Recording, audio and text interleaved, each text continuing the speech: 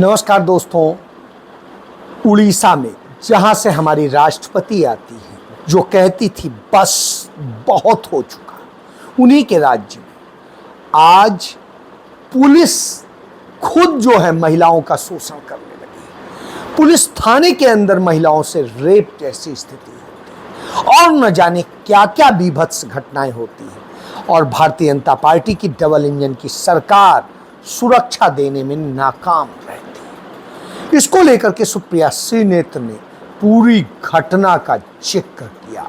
आप भी देखिए कैसे बीभत्स घटनाएं हो रही हैं भाजपा राज में। प्रेस वार्ता शुरू करने से पहले आपके सामने दो वीडियो हैं। पहला वीडियो 17 सितंबर का नरेंद्र मोदी जी का है। वो ओडिशा में एक भाषण दे रहे थे और महिला सशक्तिकरण की बात कर रहे थे। पहले उसको सुन लीजिए।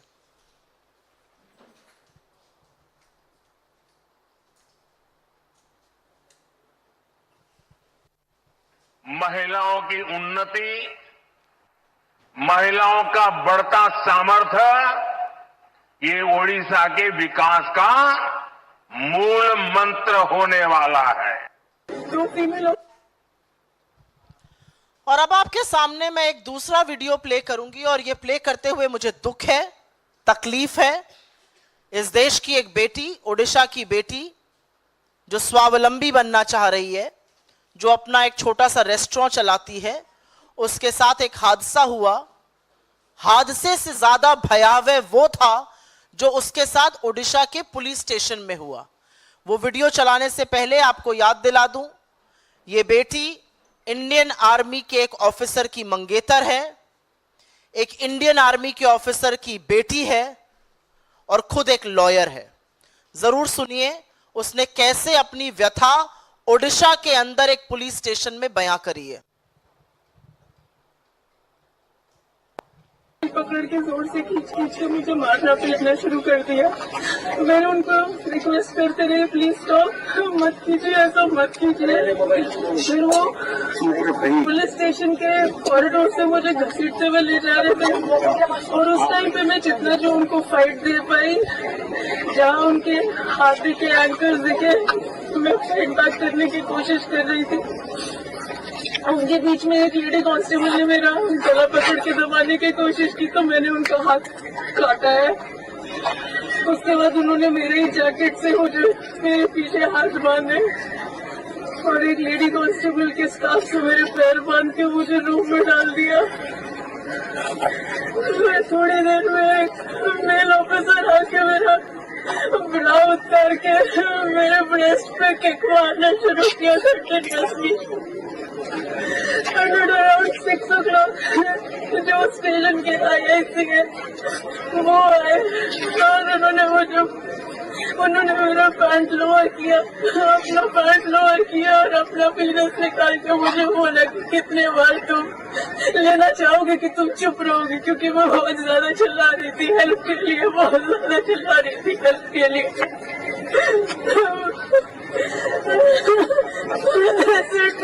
प्लीज प्लीज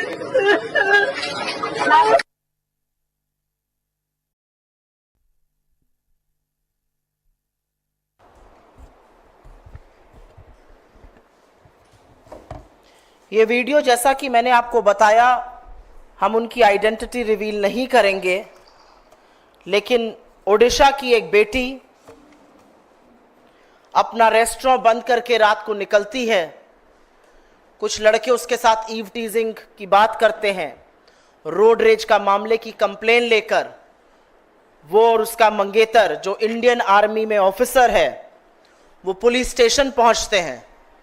उस महिला की ना सिर्फ वहां पर पिटाई की जाती है, बल्कि जो उसने अपना दर्द और त्रासदी पुलिस स्टेशन की बयां करी, वो मैं आपकी जानकारी के लिए सिर शर्म से झुकाकर रिपीट कर देती हूं, क्योंकि इस देश को सुनना चाहिए कि इस देश की बेटियों के साथ पुलिस स्टेशन के अंदर क्या हो रहा है। विभत्स है जो उन्होंने बताया है। उन्होंने कहा कि उनको पुलिस स्टेशन में हाथ पैर उनके बांध दिए गए। एक महिला पुलिसकर्मी ने यह किया और उसके बाद एक पुरुषकर्मी आता है और वो आकर उनके अंडरगारमेंट्स को निकाल देता है, उनकी छाती उनके ब्रेस्ट पर किक करता है, और यही नहीं, अपनी खुद के प्राइवेट पार्ट्स को दिखाकर उसने जो शब्द कहे वो मैं नहीं कह सकती हूं यहां पर। यह ओडिशा में हो रहा है, उस ओडिशा में जहां आज भाजपा की सरकार के 100 दिन पूरे हुए हैं। नरेंद्र मोदी 17 तारीख को ओडिशा जाकर महिला सशक्तिकरण की, महिला सुरक्षा की बातें करते हैं, और उसी के कुछ घंटों में पता चलता है कि ओडिशा की इस बेटी के साथ पुलिस स्टेशन में दरिंदगी की गई।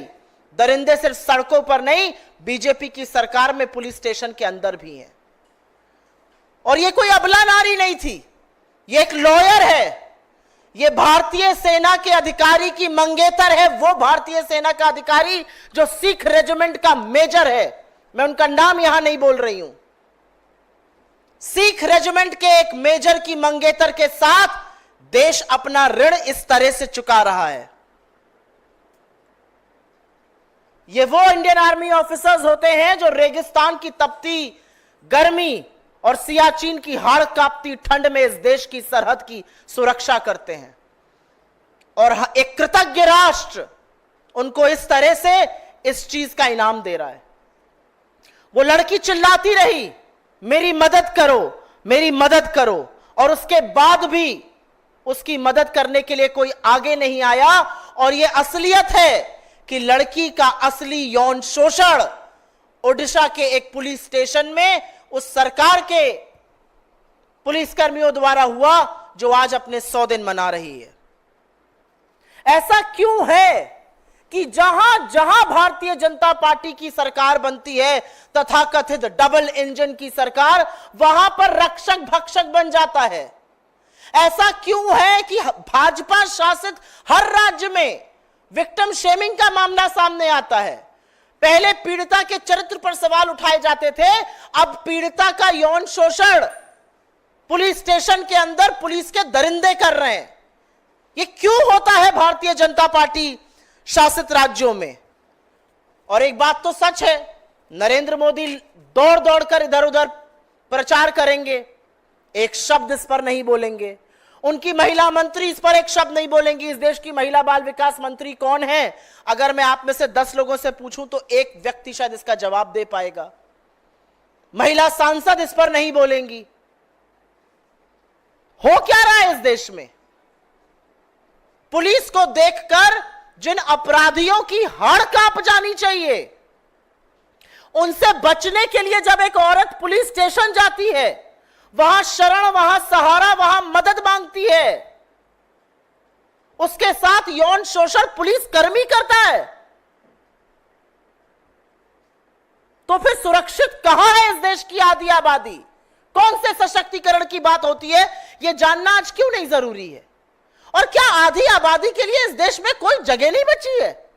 और एक बात और सच है, और इस बात को मैं प्रबलता से बोलना चाहती हूं क्योंकि दोनों विषय जो हैं वो मेरे हृदय के बड़े समीप है।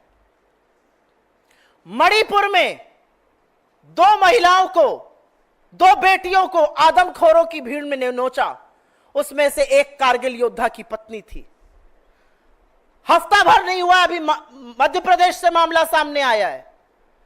2 आर्मी ऑफिसर्स, 2 आर्मी के सैनिक और उनकी महिला मित्रों और संबंधियों के साथ वो कहीं घूमने गए थे, वहां पर उनकी पिटाई की गई। एक ये कृतज्ञ राष्ट्र है जो व्यक्ति ये सोचकर सरहद पे जाता है कि या तो मैं वापस आऊंगा या तिरंगे में लिपटा हुआ मेरा शरीर वापस आएगा, उसका हम ये बदला दे रहे हैं और सब चुप रहेंगे, सुई टपक सन्नाटा रहेगा, इस पर कोई आक्रोश नहीं होगा, इस पर कोई प्रदर्शन नहीं होगा, इस पर कुछ नहीं बोला जाएगा। आपने बंगाल पर आवाज उठाई, सही किया, हमने भी बंगाल में प्रदर्शन किया। अब उठाइए इस पर आवाज, पूछिए कि ऐसा कैसे हो सकता था, पूछिए कि सरकार के बनते ही ऐसा दुष्कर्म पुलिस स्टेशन के अंदर बेटी के साथ कैसे हुआ। आप बदलापुर पर नहीं बोलेंगे, आप बिहार पर नहीं बोलेंगे, आप उत्तराखंड पर नहीं बोलेंगे, आप उत्तर प्रदेश पर नहीं बोलेंगे, आप सिर्फ और सिर्फ गंदी राजनीति महिलाओं के साथ दुष्कर्म होने पर करते हैं। हाथ जोड़कर नरेंद्र मोदी को इस देश की महिलाओं से माफी मांगनी चाहिए। आपके वहां से आए हुए 72 घंटे नहीं हुए हैं और इस देश के सामने इस दरिंदगी का इतना बड़ा वाकया सामने आया है। हमारी इस मंच से मांग है, महिलाओं की सुरक्षा को प्राथमिकता बनाई जाए। हमारी इस मंच से मांग है, नरेंद्र मोदी अपनी चुप्पी तोड़े और महिला बाल विकास आयोग भाजपा का फ्रंटल बनने के बजाय इसका स्वतः संज्ञान ले। यह ह्यूमन राइट्स कमीशन का मामला है, यह मानव अधिकार का मामला है। अपराधी से बचकर हम पुलिस स्टेशन इसलिए जाते हैं क्योंकि हमें सहायता मिलेगी, हमें सुरक्षा मिलेगी। और आज इस देश की आधी आबादी को नोचा पुलिस स्टेशन के अंदर जा रहा है। And who is answerable for that? 100 दिन की सरकार आप आज मना रहे हैं उड़ीसा में, इसका जिम्मेदार कौन है? किसकी जवाबदेही है? 2-4 पुलिस अफसरों के तबादले से चुप रह जाएगा यह देश? मेरा अपना मानना है, सबसे पहले आप यह माननीय तो कि औरतों का, आधी आबादी का कोई सुरक्षा नहीं है इस देश में। चाहे वो अंगूठा छाप एक लेबर हो, खेतों में काम करने वाली, एक डॉक्टर हो, 9 से 5 ऑफिस में काम करने वाली महिला हो, या फिर वो बेटी हो उड़ीसा की जिसके साथ ऐसा हुआ। कौन सेफ है? हमारी पहली डिमांड है, प्रधानमंत्री को इस देश से माफी मांगनी चाहिए, अपनी चुप्पी तोड़नी चाहिए। और संरक्षण जब आप ऐसे लोगों को दीजिएगा तब ऐसे कांड होंगे। असलियत यह है कि इन लोगों का हौसला और इन लोगों का खौफ इसलिए नहीं जाता, इन लोगों का हौसला इसलिए बढ़ता है क्योंकि इनको पता है ये कोई भी दरिंदगी कर दे, इनको बीजेपी का संरक्षण मिलता रहेगा। वो संरक्षण कुलदीप सिंह सेंगर को मिला, वो IIT BHU के दरिंदों को मिला, वो ब्रजभूषण को मिला, वो रामदुलार गोंड को मिला, वो तमाम उन नेताओं को, कर्नाटक का MLA जिसके खिलाफ FIR हुई, जो 2 साल तक एक महिला का रेप करता रहा, उन सबको बीजेपी का संरक्षण मिलता है क्योंकि नरेंद्र मोदी प्रज्वल रेवन्ना के लिए वोट मांगेंगे, वो ब्रजभूषण की चिरौरी करेंगे और महिलाओं के लिए नहीं खड़े होंगे। यह असलियत है।